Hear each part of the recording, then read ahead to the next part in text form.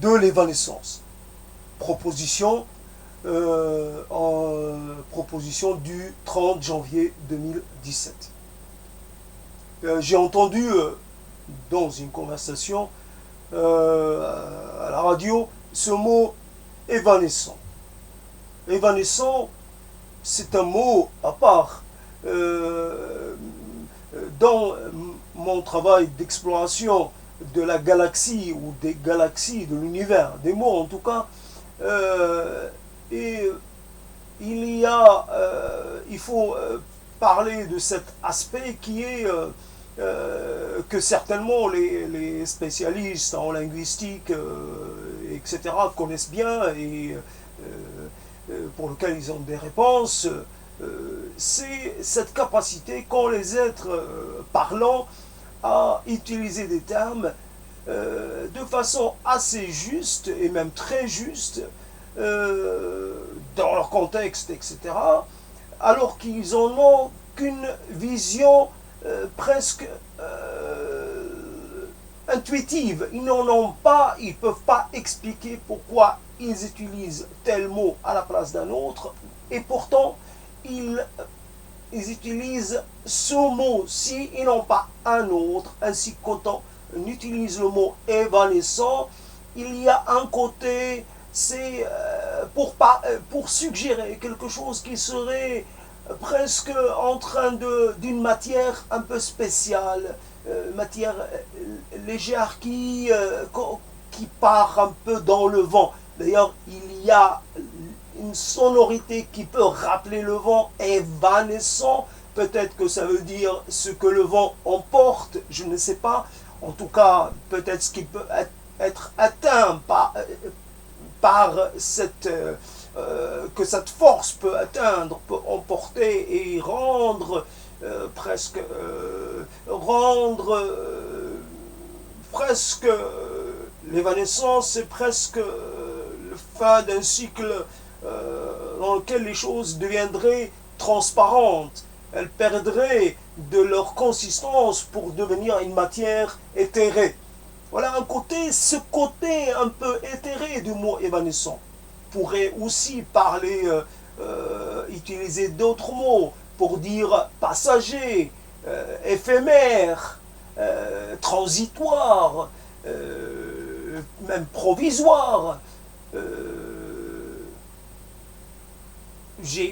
Je n'ai pas là, en cet instant, toutes les possibilités, comment dire, tous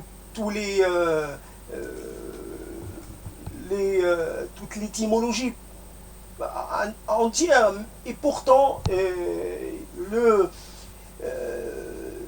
qu'est-ce que je pourrais trouver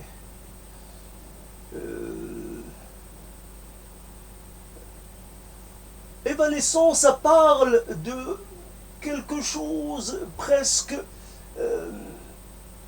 le pas de la jeune fille sur les sables, cet instant qui s'évanouit, cet instant qui sera touché par l'évanescence. C'est presque aussi le sentiment, l'éveil à la vie, l'éveil à la sensualité de la jeune fille.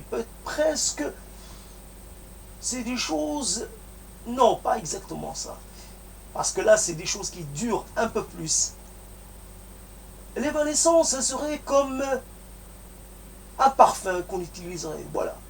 Et qui, au début, très intense, très présent, puis qui finit par disparaître molécule par molécule et se mélanger à l'air ambiant. Finalement, il ne reste que sous la forme de traces. Voilà, il y a quelque chose qui subsiste malgré l'évanescence, un souvenir très léger, une certitude sûrement qu'il y a eu quelque chose à un moment donné. Évanescent est presque un état transitoire. Les choses doivent être atteintes par cette cette chose qui est l'évanescence, c'est la marque, c'est le défaut originel des choses. On parle actuellement de l'obsolescence programmée, on pourrait parler de l'évanescence programmée. Il y a un côté, quelque part, à un autre moment, on pourrait parler de l'entropie. Il y a dans le tissu de la matière elle-même, le tissu de la pensée, le tissu de tout ce qui fait événement, il y a dans son identité, dans ses gènes, dans ses fondements, il est inscrit qu'il est sous l'empire, sous l'emprise, sous la gouvernance de ce principe de l'évanescence. Il y a, par ailleurs, il y a des choses dont on aime qu'elles soient évanescentes, qu'elles ne subsistent pas, comme si quelque part, c'est le souvenir de la chose qui est précieux et non pas la chose elle-même. Ça se mélange, évidemment, ce n'est pas comme pour l'histoire de l'œuf et de la poule ou du poussin. Et donc, quelque part, il y a des choses qu'on sait atteintes par l'évanescence. Et donc, dans notre rapport avec ces choses-là, on intègre cette notion. Et on intègre ce rapport nostalgique. Dès le départ, il est nostalgique. Il est dans, comment dire, il est dans la remémoration. Comme si on entamait l'éloge funèbre d'un être qui est encore vivant, qui est encore en pleine santé. Voilà un peu l'idée, même si je perds mes mots, peut-être par manque d'exercice, ou peut-être parce que j'ai le ventre un peu plein, ça a une influence sur la capacité à sortir les mots. Voilà un peu dans ce mot, comme ça, entendu au hasard, par hasard, entendu au fil des mots qu'on entend, et que j'ai singularisé dans cette proposition un mot qui, à lui tout seul, ne constitue pas le monde. Pourtant, il est nécessaire pour la bonne marche du monde. Nous avons besoin d'une certaine quantité de mots pour lesquels on a des usages spécifiques. Et c'est cela qui est intéressant. Non pas l'étude.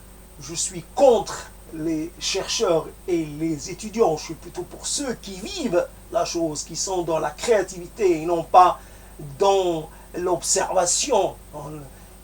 Plutôt dans ceux qui vivent les choses et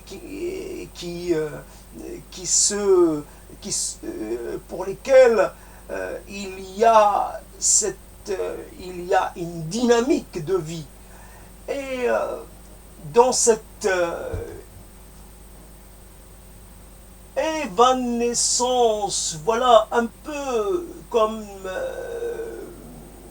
quelque chose, un sillage concret dans l'air, le passage quelque part une petite perturbation, un peu dans quelque chose de tout à fait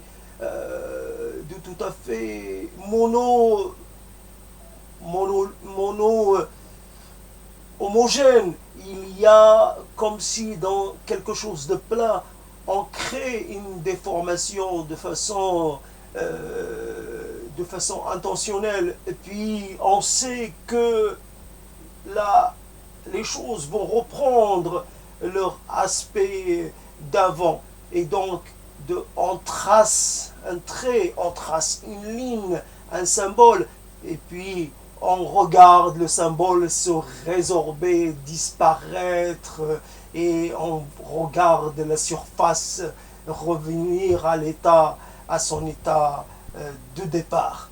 Et cette évanescence du trait, comme cette évanescence du geste, comme cette évanescence de l'évocation, nous avons aussi des moments où nous évoquons des choses, des fantômes de choses, des vestiges des vestiges de choses, des vestiges de sensations, des vestiges d'émotions.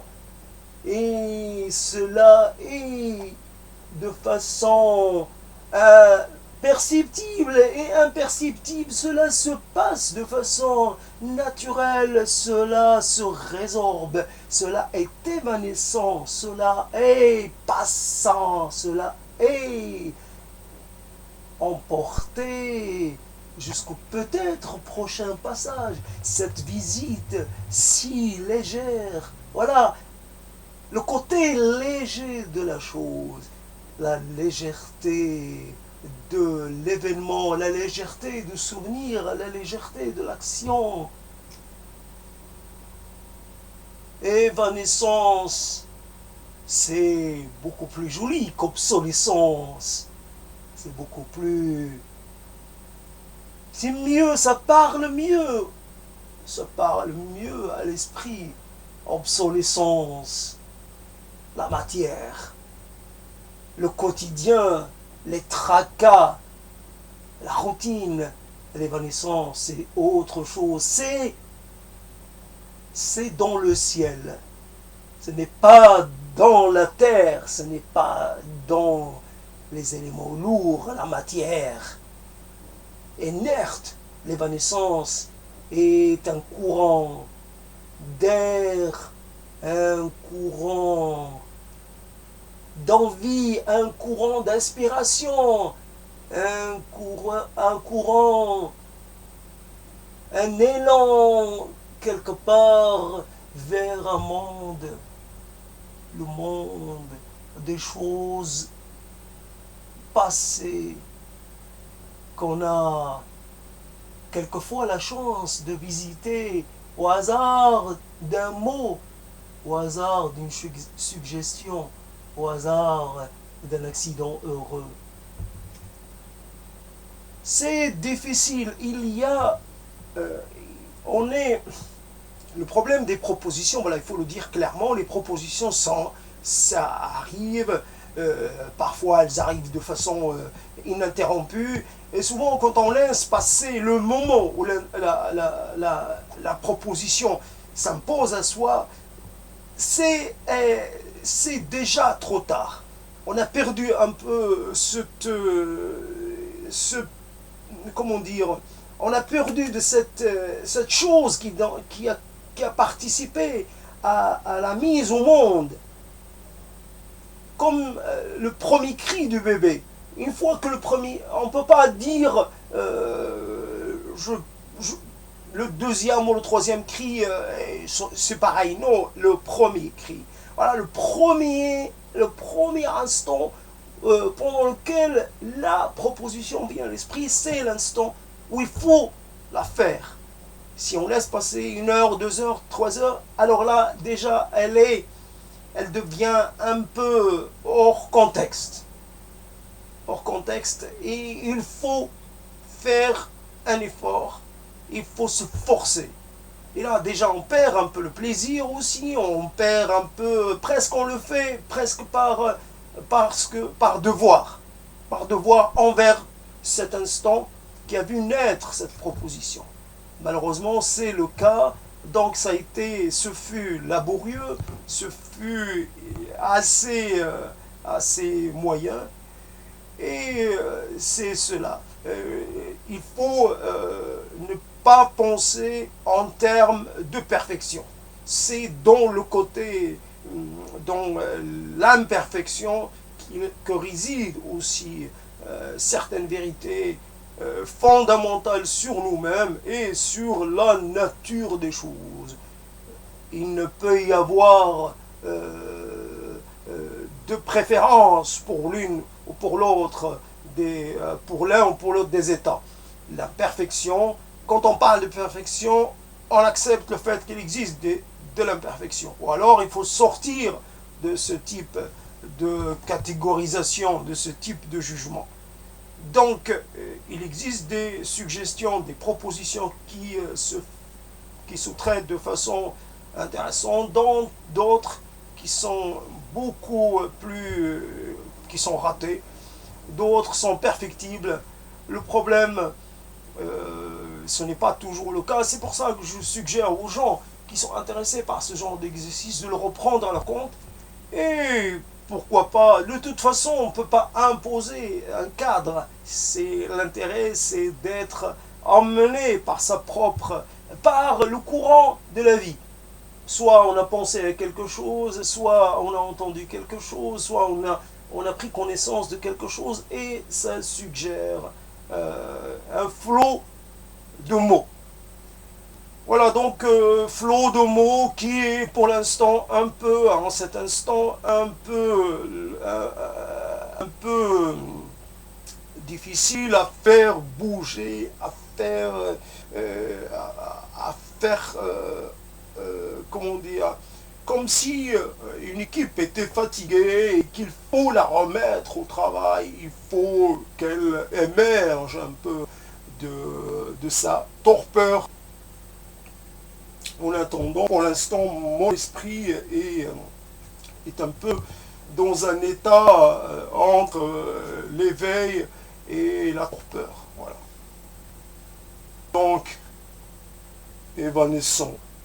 Ce qui est intéressant, c'est ce type de choses a besoin aussi d'être accompagné par un acte, une action. Il n'y a pas toujours, les mots ne suffisent pas toujours. On imagine, d'ailleurs, l'imagination est la chose quelque part, la plus riche, la plus en potentiel. Mais il faut aussi pouvoir passer à la mise en concret des choses. Peut-être quelqu'un qui parlerait de l'évanescence devant un danseur ou une danseuse qui serait en train de faire des gestes et ce qui est intéressant, c'est peut-être que les gestes soient accompagnés d'effets visuels, qui seraient créés de façon aléatoire et qui, évidemment, qui ne se répètent jamais pour rester un peu sur le côté évanescent, le côté un peu passant sans que cela ne revienne. L'évanescence, c'est quelque part que les choses ne redeviennent jamais ce qu'elles ont été. C'est que l'évanescence, ça fait qu'un moment est quelque part est fermé sur lui un événement et quelque part fini temporellement.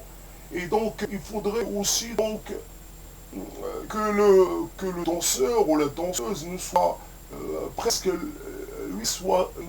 il ne soit presque pas visible, mais qu'on voit l'effet que ces gestes produisent sous forme de sillage, sous forme de